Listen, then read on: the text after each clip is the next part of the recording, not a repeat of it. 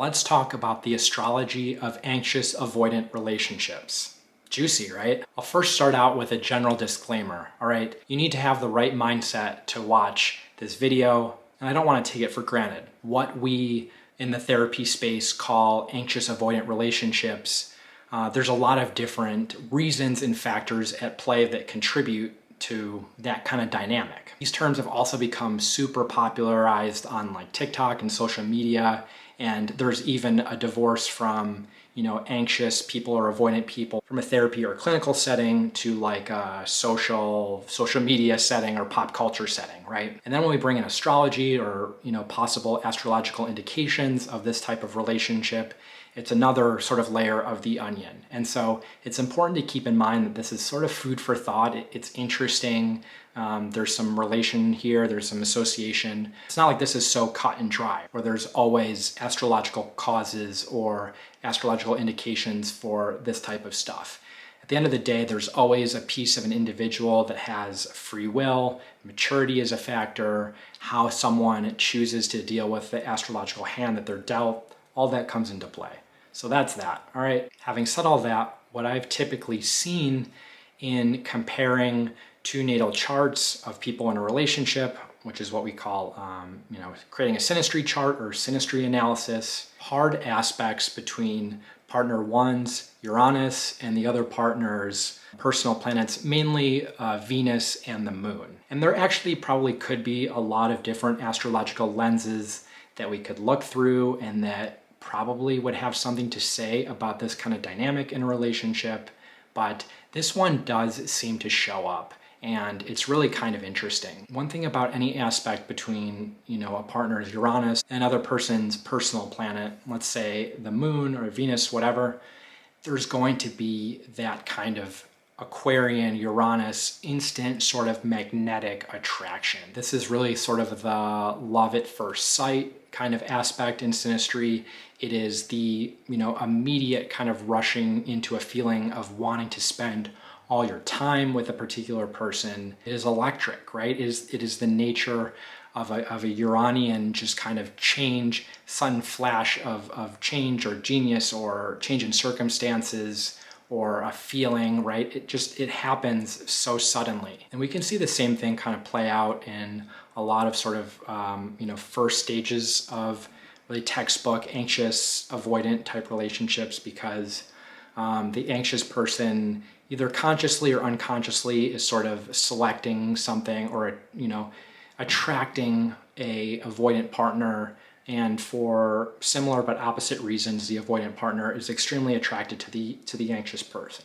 And in the beginning, both people are sort of head over heels. The anxious person sees all their needs getting met. The avoidant person can meet those needs because it's early, it's safe, it doesn't mean anything, and things are just fine and dandy. Over time, something happens, attachment happens, something clicks. It's really jarring. It's kind of like having a carpet pulled out from under you. It is like suddenly someone becomes a different person, or suddenly you can just feel something in the air has kind of changed, right? And anxiously attached people are very used to getting their safety and getting their needs met from being highly, highly attuned to the moods and changes and just general behaviors of another. And so they're highly, highly intuitive people. They can pick up on the most subtlest kind of changes in a dynamic.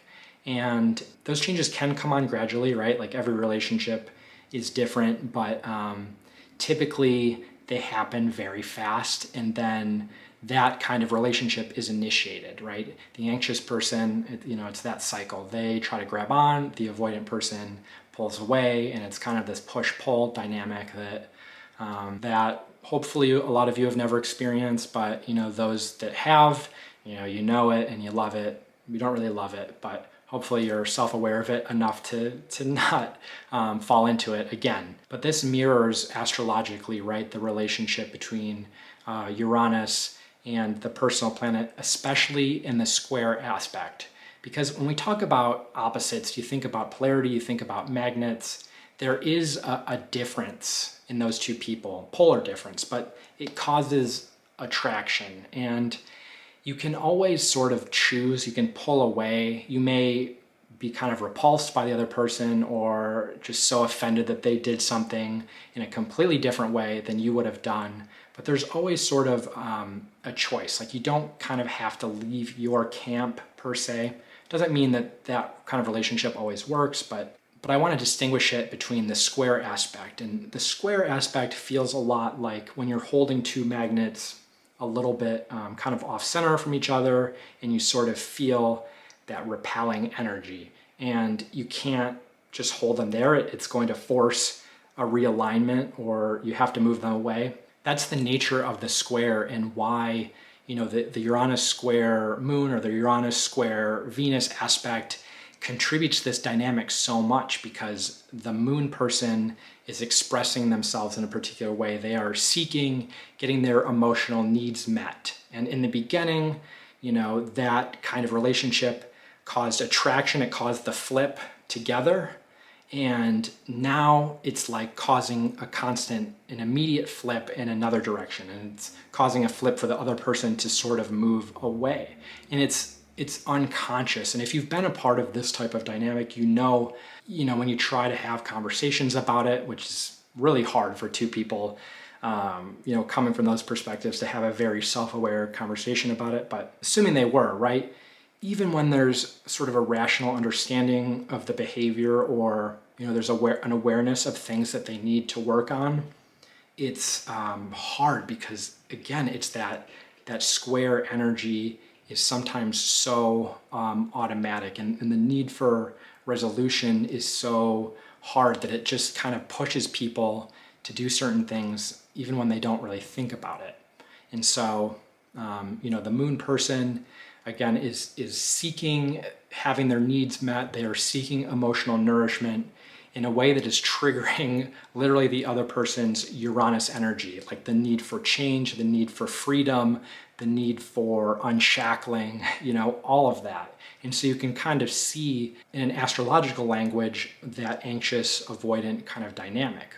Same thing with like Uranus square Venus, right?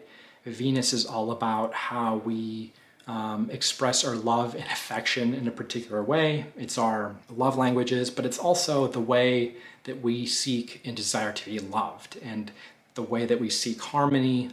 And this is so often, you know, talked about in the domain of love and relationships, because a lot of us feel and experience a lot of harmony from a really good, fulfilling relationship. And so someone, you know, with the Venus square another person's Uranus, again, they are showing their love. They are demonstrating their love and seeking, you know, affection, and seeking to be loved, again, in a way that is triggering the other person's Uranus to literally kind of pull away. The reason that this cycle can be kind of intoxicating and kind of entrapping is because it's also the nature of the Uranus person, the more avoidant person. When the anxious person, the moon or Venus person, finally does kind of pull away or take their distance, again, it kind of triggers the attraction back, and the Uranus person comes back. They say it's going to be different. You know, the anxious person kind of has this thing that they desire again, and the thing kind of sort of keeps playing out.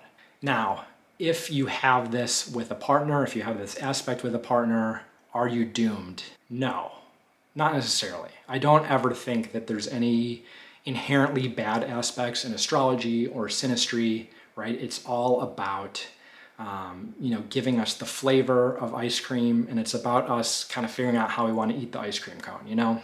Just keep in mind, this might be a flavor that you really don't actually like. And just because you're forcing yourself to finish it and eat it and keep going doesn't mean that you're still gonna like it or suddenly like it at the end. So that's my caveat.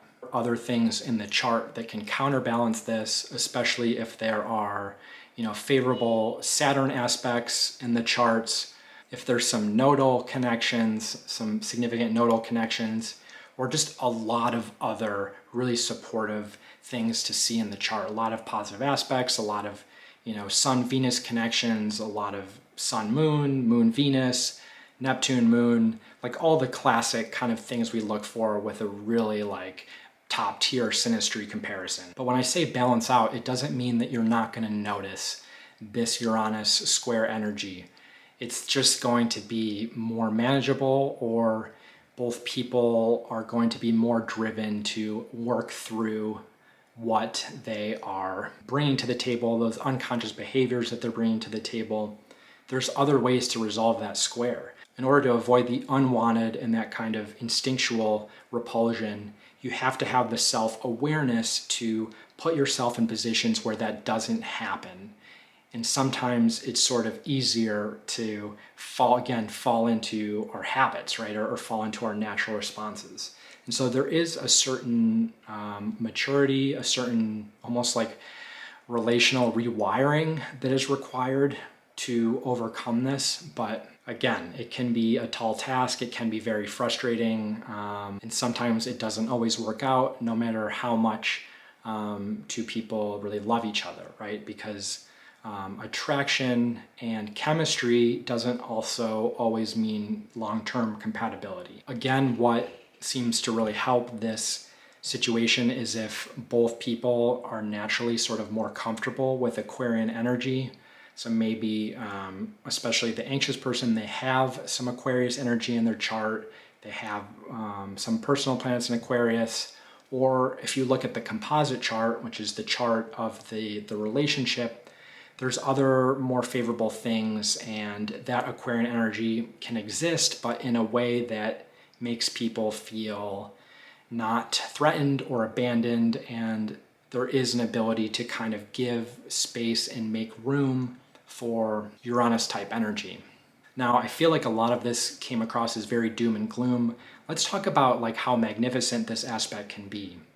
And one thing that happens in relationships, especially in relationships, when you look at the synastry and it's all just like trines, is that these people got together very fast, they're very harmonious, but there's no friction and things just get so easy and so boring. And there's no onus or impetus for like change or dynamism or new growth or discovering a new part of your partner or the relationship kind of changing. And so you always want at least some square aspects in the synastry to kind of keep things fresh, to have some healthy tension. Having Uranus square a personal planet is an extreme square, but you can think about it like this. If you're able to overcome that and the synastry and make it all work, you also have this situation where you have two people that are continually like re-falling in love with each other. And in a really disruptive, really emotional, really unhinged way, that can probably be very toxic, right? If people are separating, getting back together, and it's very painful. But if you find a way to contain it in the safety of the relationship where people have an ability to be independent individuals and to sometimes need more independence, you have a situation where, people are always going to get pulled back together, right? And so as long as the separation is comfortable for both people and it's sort of on terms that both can deal with, it can be this super beautiful thing that's always going to inject new insight and new growth and new ways of sort of loving and appreciating your partner into the relationship. So that's the gold at the end of the rainbow, and it's pretty good gold. The other thing that's kind of interesting, and I haven't seen it in enough charts to really know for sure, but sometimes you almost see the double whammy aspect where you have a Uranus square Venus in one direction, and then the Venus person also has their Uranus square the first partner's personal planet. And so you have that Uranus square coming in both directions. It's almost an inherent sort of containment and counterbalancing aspect. It's like both people are sort of being drawn in, both people are feeling repelled, but it creates a lot of exciting dynamism, a lot of Aquarian energy, and can sometimes consolidate and really sort of purify the challenges when you just see that aspect in one direction. What do y'all think? Does anyone have any experience with this aspect?